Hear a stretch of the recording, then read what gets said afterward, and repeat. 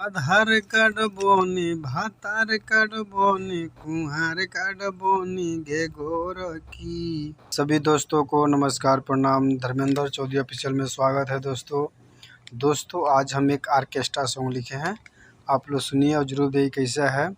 किसी भी भाई को रिकॉर्ड करा सकते हैं, फुल एंड फ्री सॉन्ग है दोस्तों।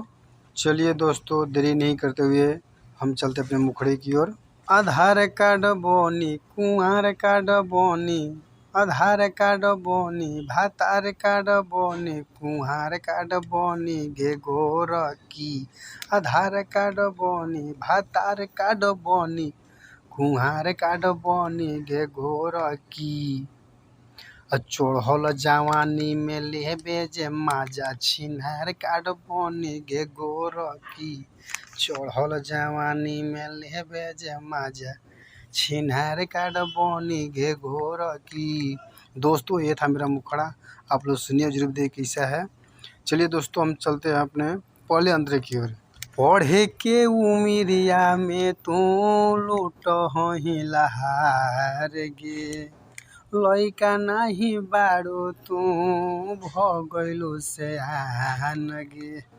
अरे पढ़े के उमिरिया में तू लूटे ही लहार गे, लइका नाही बाड़ो भई गइलो से आन गे। और का कहता लइका का पहचान कार्ड बनी राशन कार्ड बनी निधान कार्ड बनी गे गोरखी। पहचान कार्ड बनी राशन कार्ड बनी निधान कार्ड बनी गे गोरखी।